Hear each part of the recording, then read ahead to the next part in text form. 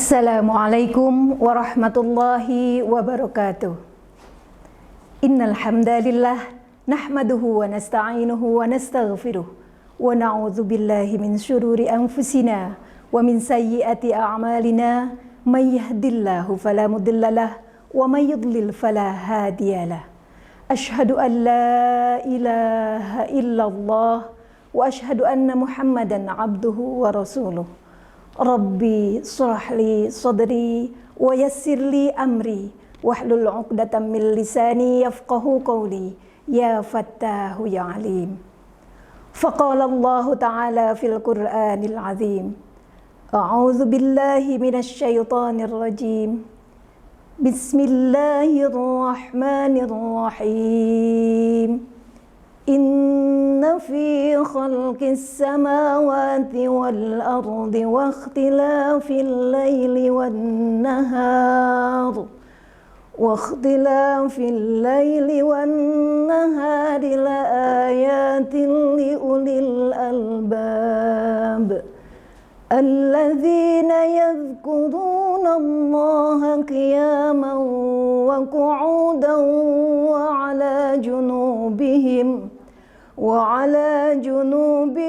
wa yatafakkaruna fi khalqis samawati wal ard.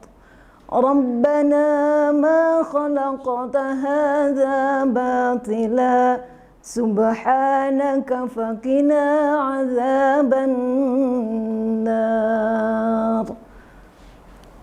Sahabat Mandaba yang dirahmati Allah, puji serta syukur senantiasa kita panjatkan kehadirat Allah Subhanahu wa Ta'ala. Pada kesempatan ini, TV Mandaba kembali tayang. Insya Allah, pada kesempatan ini kita akan sedikit membicarakan tentang sains Islam dalam peradaban Ramadan.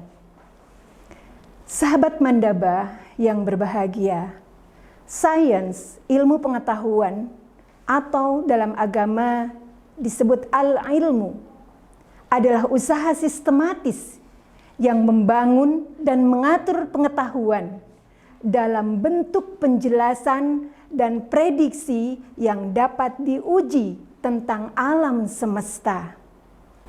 Jadi, sains ontologinya adalah observable, epistemologinya rasional dan atau eksperimental, dan aksiologinya itu sesuai dengan keinginan atau harapan manusia itu sendiri.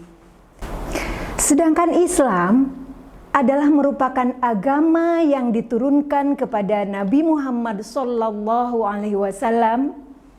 sebagai nabi dan rasul terakhir untuk menjadi pedoman hidup manusia hingga akhir zaman. Sahabat Mandaba yang berbahagia, di sini kita bisa melihat ada dua sisi yang berbeda. Pertama, sains yang bersifat observable, rasional, eksperimental, sedangkan agama itu sudah jelas tuntunannya. Ada wahyu yang disampaikan kepada Rasulullah SAW. Bagaimana kita bisa mengembangkan sains Islam? Nah, Az-Zaki Khairuddin dalam jurnal At-Ta'dzib volume 12 mengungkapkan paling tidak ada 4 model dalam sains Islam. Yang pertama, islamisasi ilmu. Yang kedua, ilmuisasi Islam. Yang ketiga, rekonsiliasi tradisi muslim klasik dan sains modern. Dan yang terakhir adalah integrasi atau interkoneksi. Sahabat Mandaba yang dirahmati Allah Subhanahu wa Ta'ala, kita sering mendengar wahyu memandu ilmu.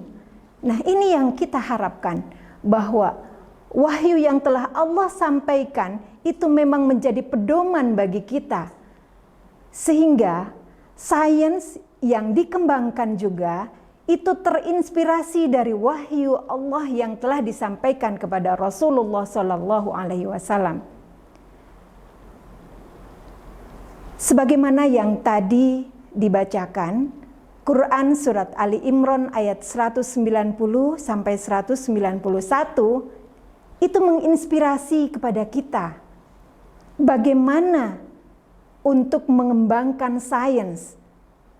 Dan di sini saya pikir menjadi hal yang sangat penting oleh umat Islam dikembangkan dan menjadi hal yang mendasar bagi cendekiawan-cendekiawan Muslim.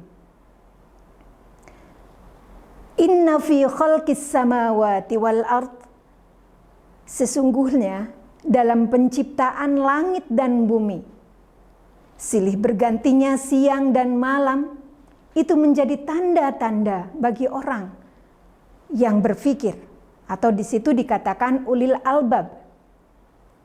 Nah, di ayat berikutnya, sahabat Mandaba yang berbahagia, yang bagaimana orang yang ulil albab itu?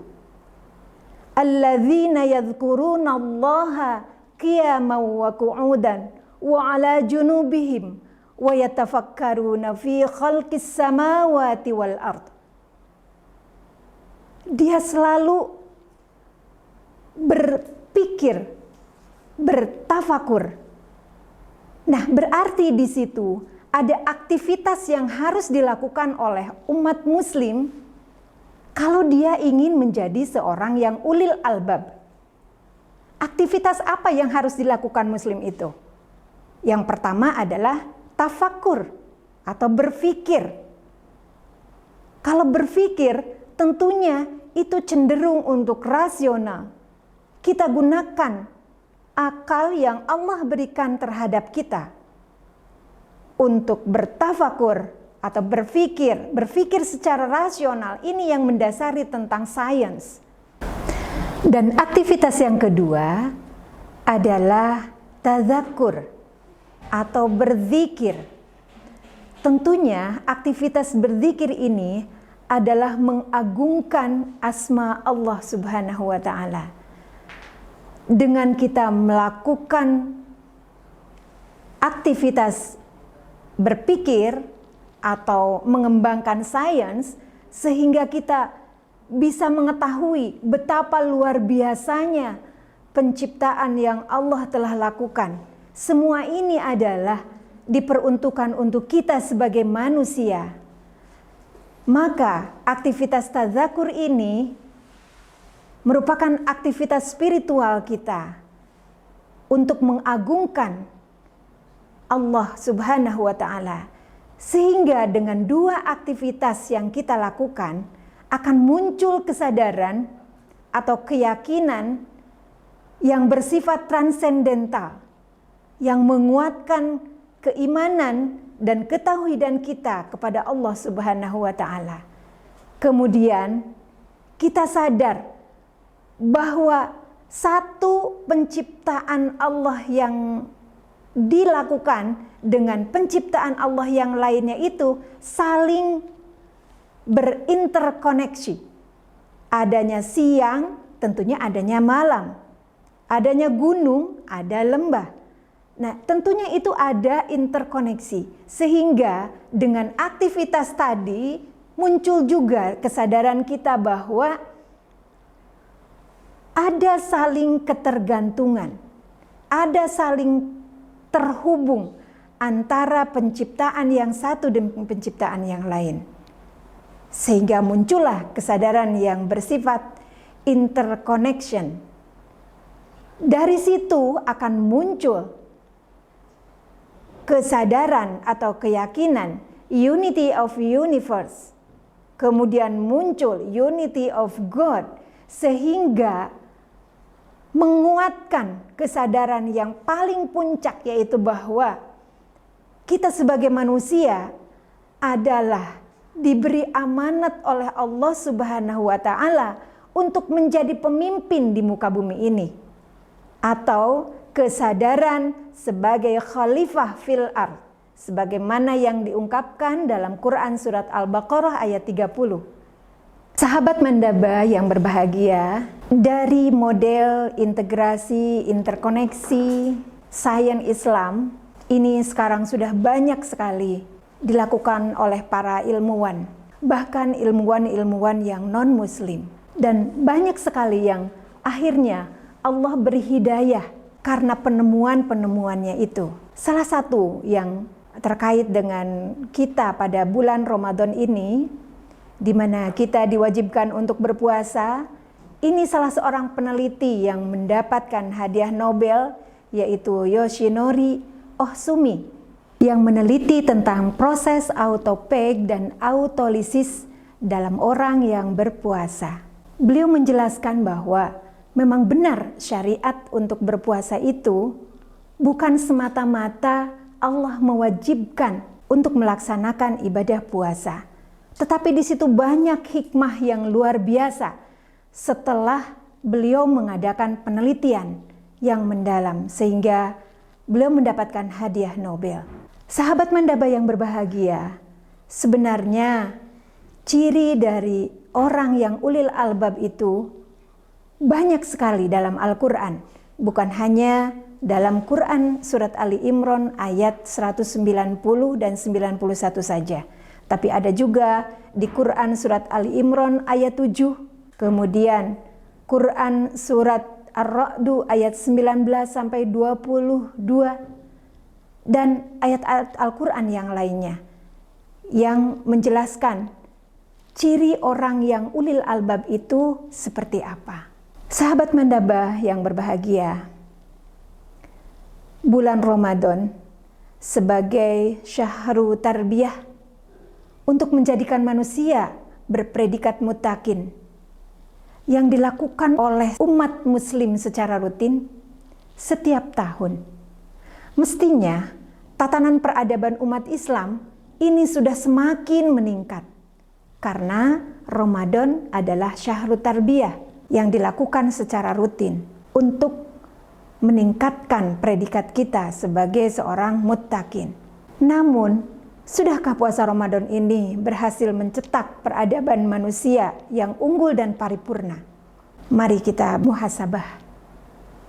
Semoga di bulan Ramadan kali ini menjadi titik awal kita untuk menyadari dan melaksanakan amanah-amanah yang Allah berikan kepada kita, yaitu sebagai khalifah fil ardh.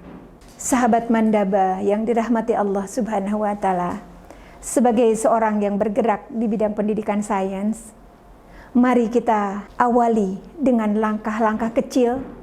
Misalnya, kita jadikan Al-Quran ini sebagai inspirasi untuk mengembangkan sains, sehingga kita dapat membangun peradaban manusia yang unggul dan paripurna, diawali dari diri kita masing-masing dan diawali dari bulan Ramadan ini, dan kemudian kita terapkan yang sudah kita mulai biasakan di Ramadan ini di 11 bulan berikutnya.